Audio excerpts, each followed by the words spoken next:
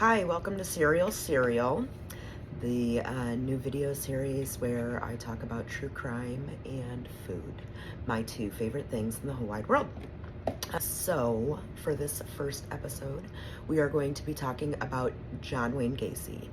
So, John Wayne Gacy, known as the Killer Clown, and we're going to go into huge details about things that he did.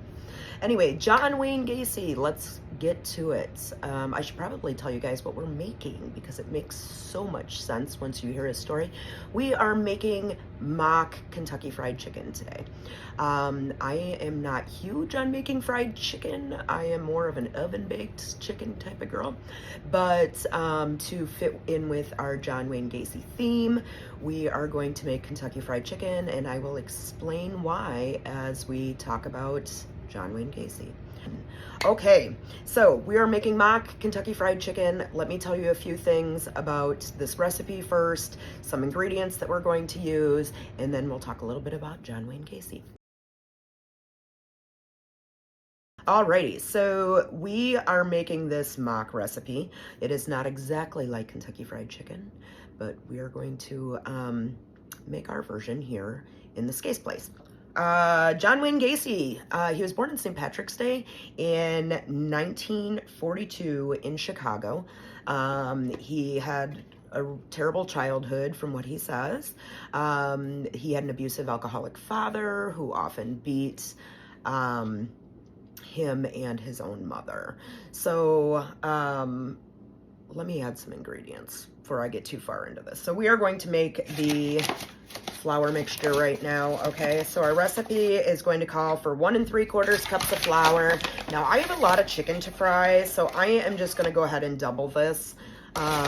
Like I said, I have not made this recipe before, so we're just going to bear with it. So since I'm doubling, I am doing 3.5 cups of flour. I think I just lost count. 4.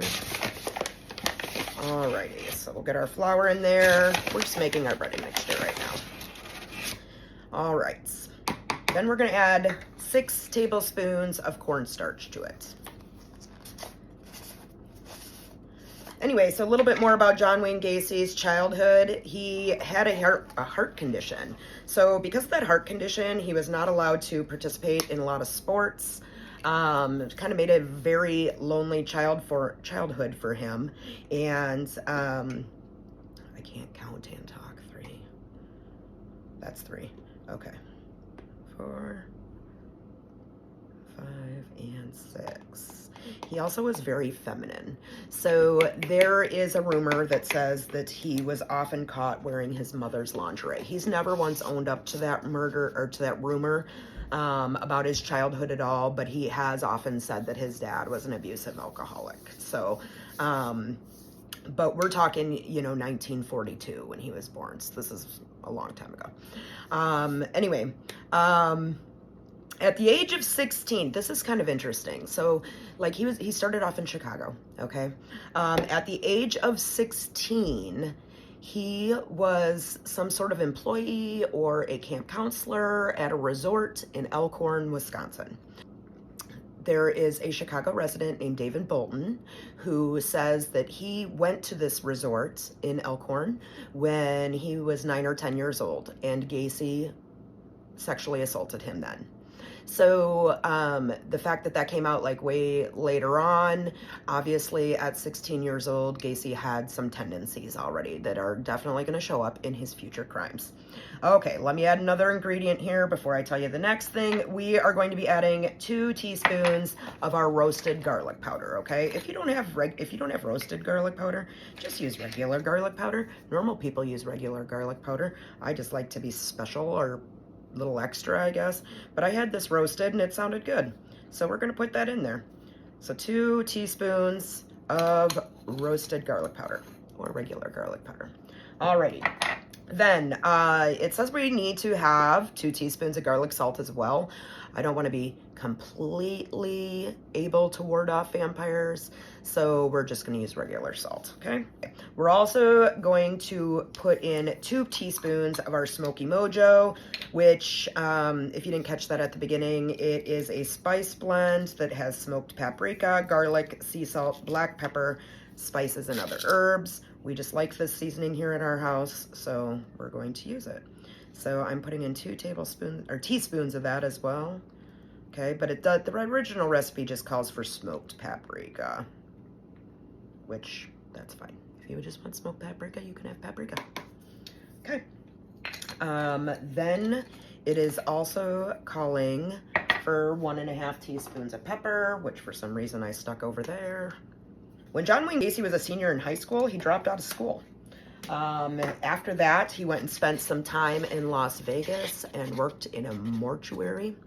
That could have probably been a warning sign right there, but I wasn't alive back then, so. He then returned to Chicago and started going to business college. At the age of 22, he married for the first time, okay? He moved to Waterloo, Iowa, where he ran a string of Kentucky Fried Chickens for his father-in-law, okay? He then had 2 children with his first wife. Okay, so we've got our flour mixture ready. Okay, we're gonna move on to our egg wash. In Waterloo, he was a super upstanding citizen at first. So he was involved in a ton of local organizations, and he was getting involved in the community. He was in the JCs, which, if you're not familiar with what the JCs are, they are a club for young entrepreneurial men and business-related men to be in. So he was in the JCs in Waterloo, won a ton of awards, was JC of the Year and things like that. So from all aspects of anybody looking in at John Wayne Gacy, he was an upstanding husband. He was an upstanding employee, a boss. He was an upstanding citizen, you know. Anyway, so that can't last forever because we all know John Wayne Gacy's terrible. So let's just get into that, I guess. Okay. In 1968, that's when things started to go haywire for John Wayne Gacy, okay? He was charged with molesting a teenage boy, okay? His actual charge was sodomy, okay? He was sentenced to 10 years in the Anamosa State Prison, and he was a model inmate, okay? He was allowed to run the kitchen as the kitchen boss, and he was sentenced to 10 years. This teenage boy was his employee, okay?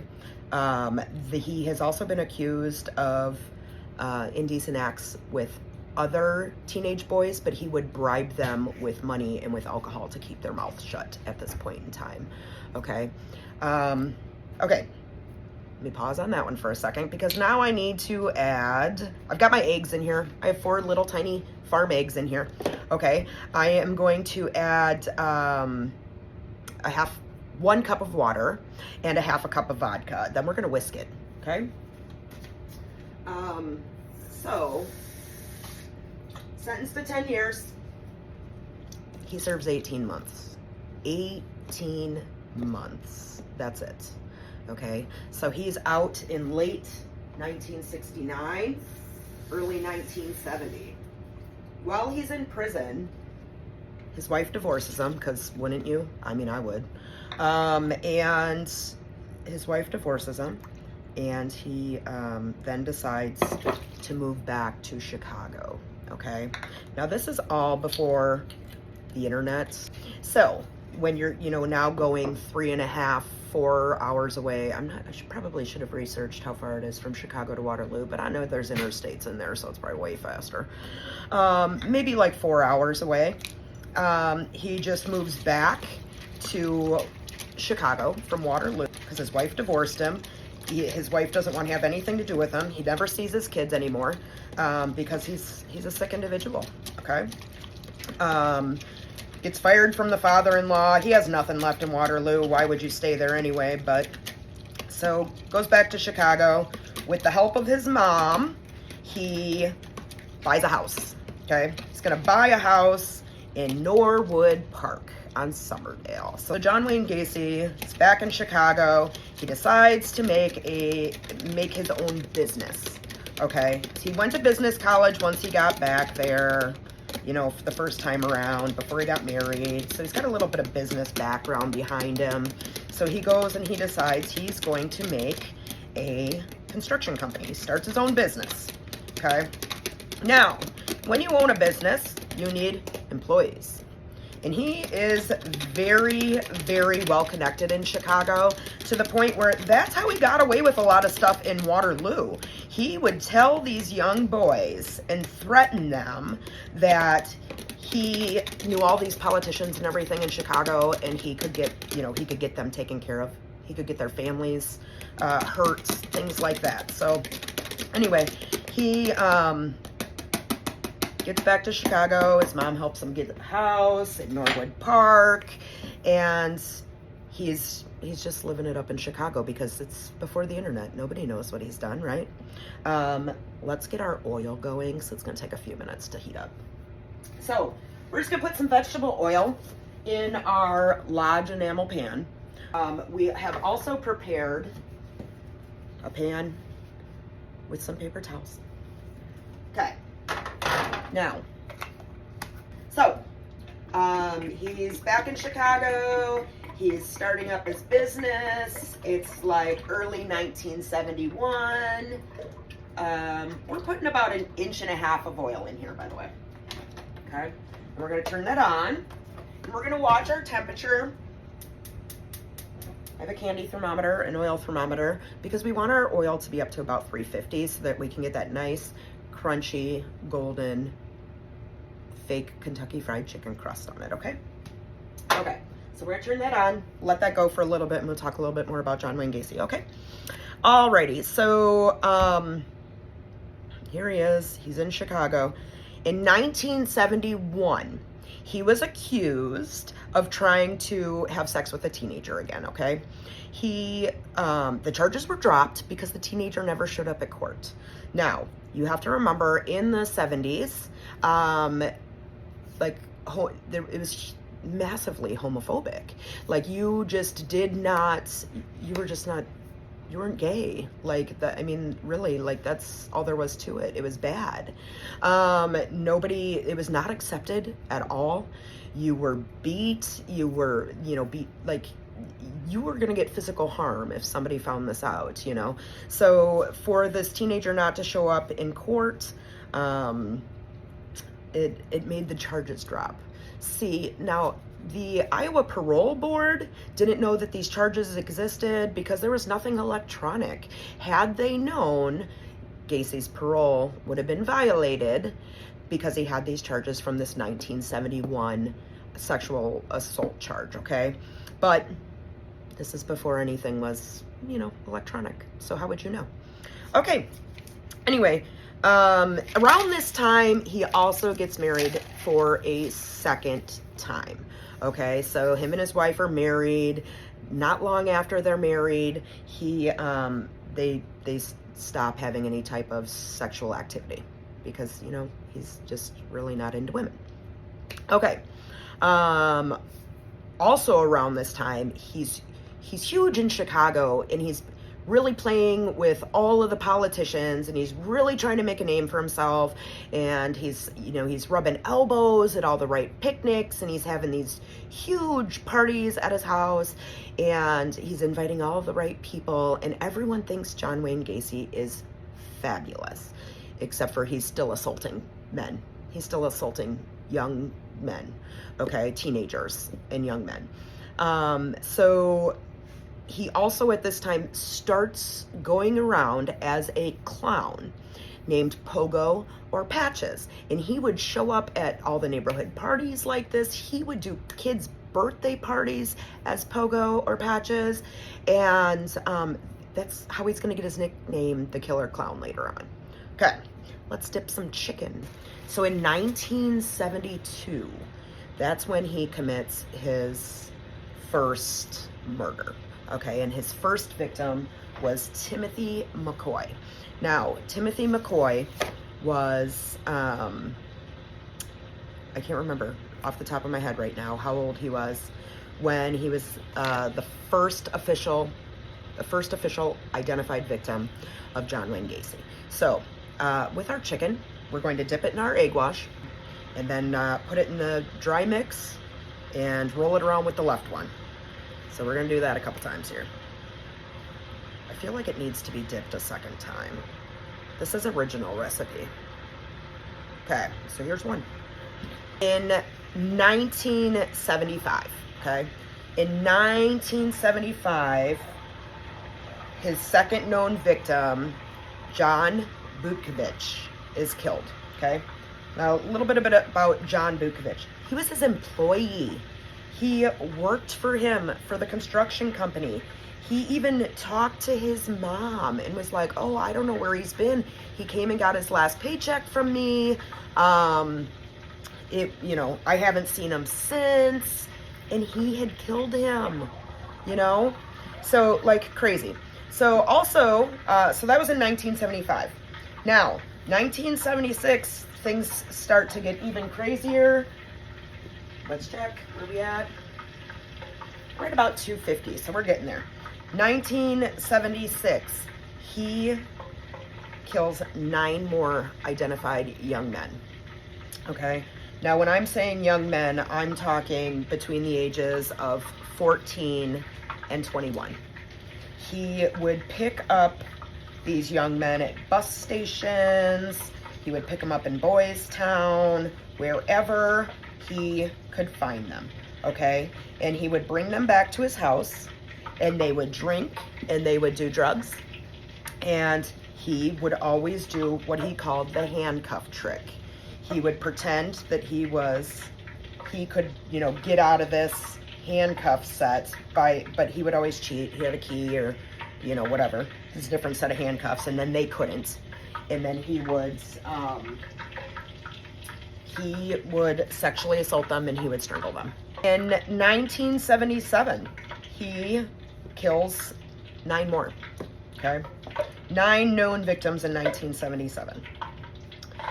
And these are the identified victims. We'll talk about the unidentified victims in a little bit.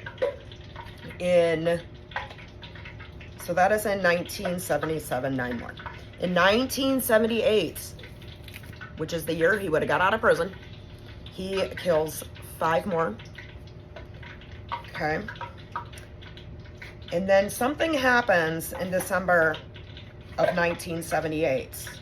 A young man by the name of Rob Peast goes missing. Now, Rob worked at a pharmacy that Gacy had gone into to do an estimate for a remodel job because, he's got a construction company. He's got all these young men that work for him, okay?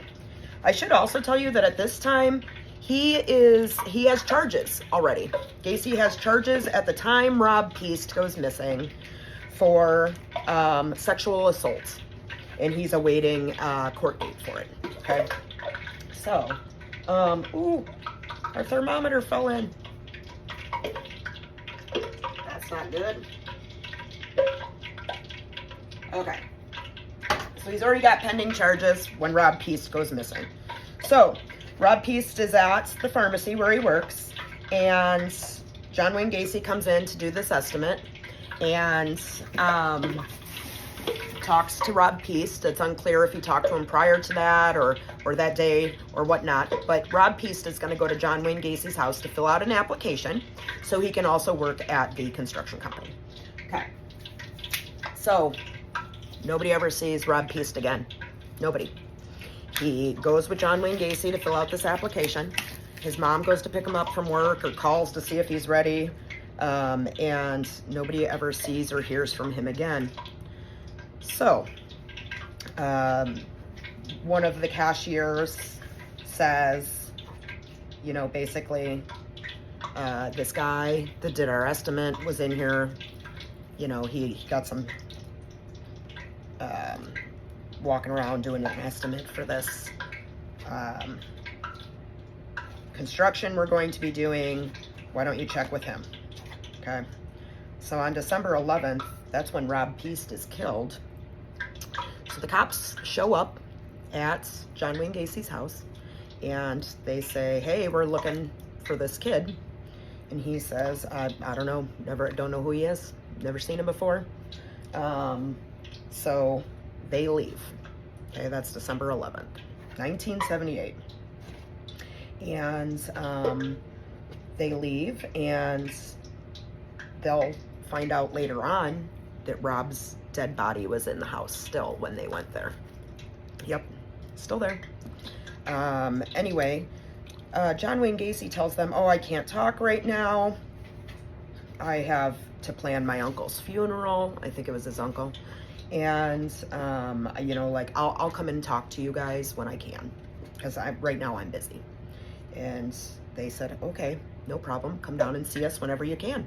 Because right now they really don't have any reason to suspect him, except for this cashier said, oh, he was going to go apply for this job at a construction company. Okay, so he goes, they go and they start checking out John Wayne Gacy's background, right? And they find out that he has been charged. He was charged with sodomy in Waterloo, and he did time in prison for it. And he should still be in prison for it at this time. So, you know, they're kind of watching him. They don't know. They don't have a lot to suspect on him yet, right? But he's got some bad stuff in his background. So then they decide they're going to start following him. They have two different sets of not really undercover, but surveillance on him for 24 hours a day. So these guys work around the clock. There's two guys that watch him from midnight to noon, and there's two guys that watch him from noon to midnight every single day. Now, he knows these guys are following him. One moment, I'm gonna wash my hands. He knows these guys are following him. He starts to befriend them, you know, and he thinks it's a big game. And he, you know, like he goes to have a drink at the bar. He buys them drinks. He talks to him. He waves to him. It's kind of like a slap in the face. Oh, I forgot to tell you a really important detail, though.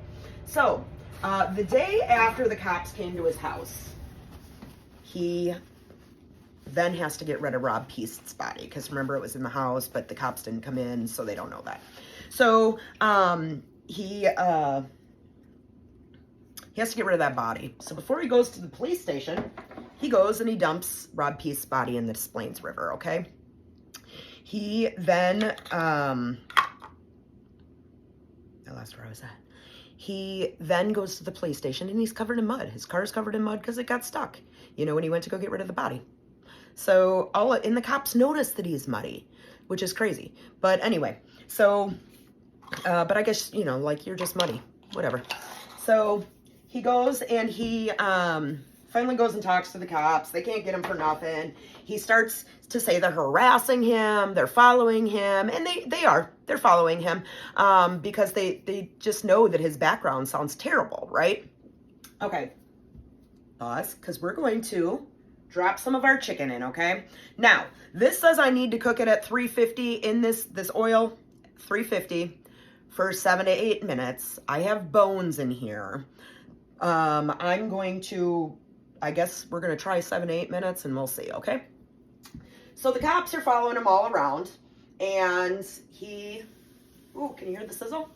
He, ooh, nice. You know, he's out and he's bidding jobs and he's driving around and he's doing everything that he wants to do. And he's, you know, he's messing with the cops the whole time. He's like, you want to come over for barbecues?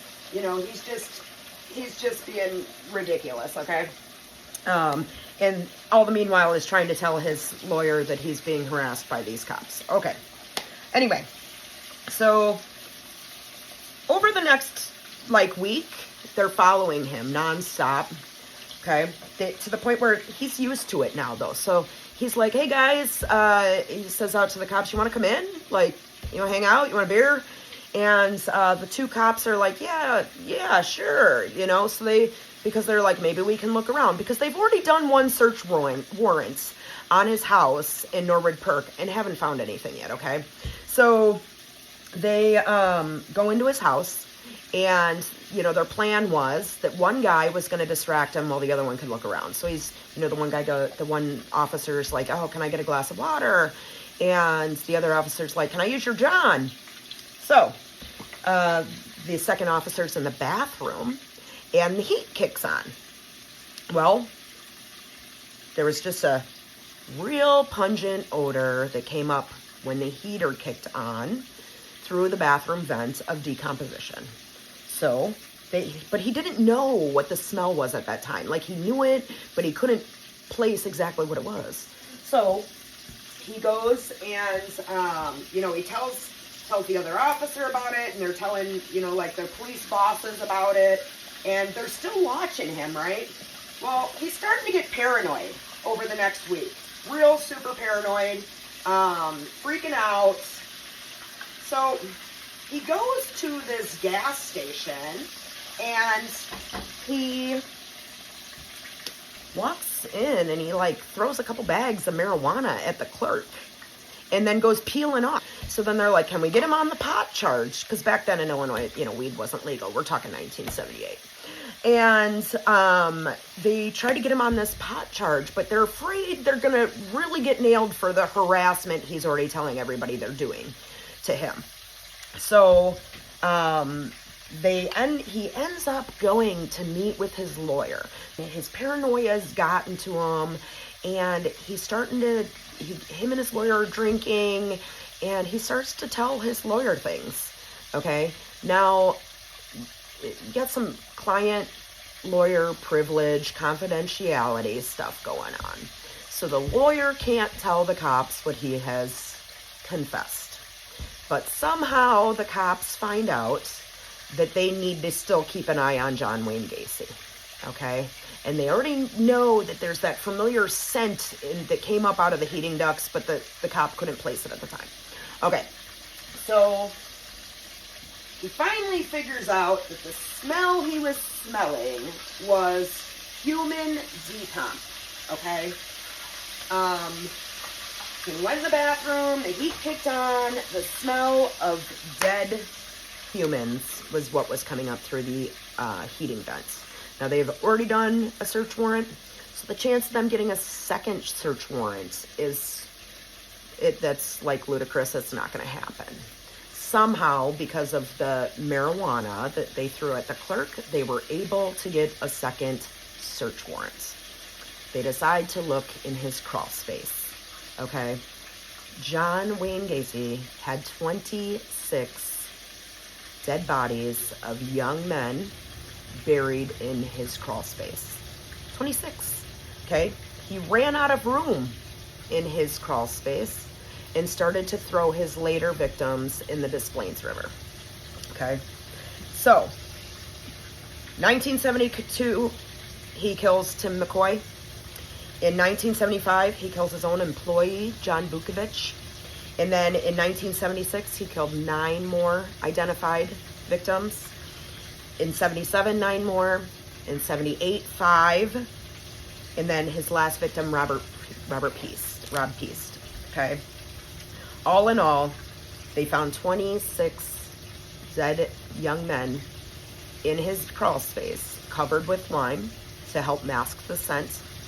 They also found 3 more additional bodies on his property, one of which was in his garage under a fresh slab of concrete, and another one was underneath his barbecue grill that he had built, that he made one of his other employees help dig the hole for. And then 4 of his victims were found in the Des Plaines River.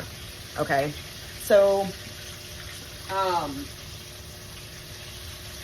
gotta flip our chicken. Okay.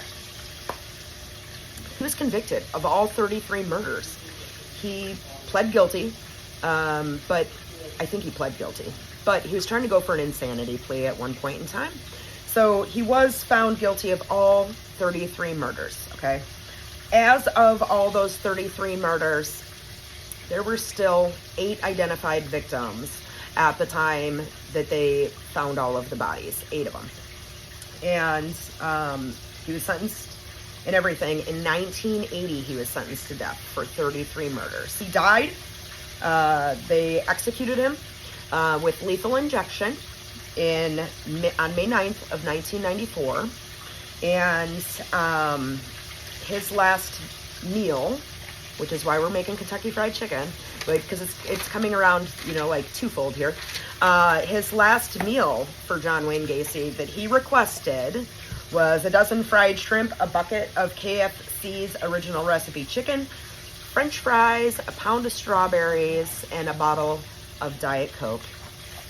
In 2011, they did reopen the John Wayne Gacy victims' files because with DNA and whatnot, they wanted to be able to try to identify those 8 unidentified victims of John Wayne Gacy. And since 2011, they have been able to identify 3 of the 8. So there's still 5 unidentified victims of John Wayne Gacy. But they're using DNA to figure it out, which is awesome. But let's look at our chicken because we are done talking about John Wayne Gacy. So let's look at our fried chicken. It's very crispy. There you go. Thanks for joining us on Serial.